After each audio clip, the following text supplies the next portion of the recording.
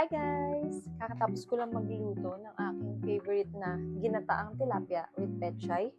And tamang-tama, kakadating lang nitong shirataki rice na in-order ko from TikTok shop. Ito ay from Lux Slim Konjac Zero Shirataki Dry Rice. Ayan.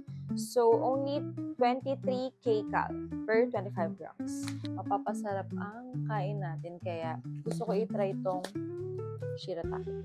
Ang sabi dito kasi, it has zero sugar, high satiety, gluten-free, weight loss friendly, and no cook solution. So let's try. Open muna natin. Combine 1 cup of shirataki dry rice with 1.2 cups of boiling water. So nagpakulo tayo ng water. Itong ramekin na lang muna yung gagamitin ko kasi wala akong sukatan ng rice. So, 1 cup.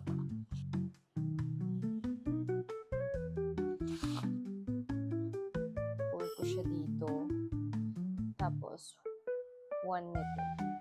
Tapos, another half. Ayan. Init! Shumabas. Ayan. Ow! Stir muna natin siya. Sabi dito is cover for 8 to 10 minutes. Ayan, cover muna natin. It's been 10 minutes and ayan na siya. Look! Grabe, para talagang rice. Taste test natin. Ang sarap.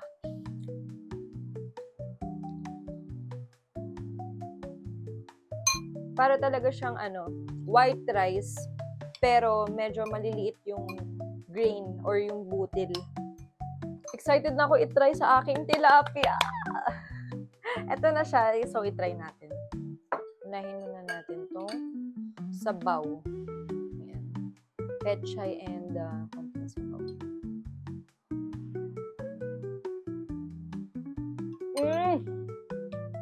Masarap! Kasi masarap yung luto ko ng ginataang tilapia. Pero grabe, para talaga siyang white rice, pero hindi ka magigilty kasi zero sugar.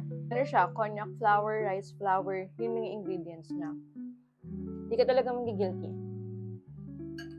Ang sarap! Ooh! Ang sarap. Wala pa tong fish, Try natin na may fish. Ang sarap talaga, Matakam kayo, guys. Ang sarap ng luto ko. Charot.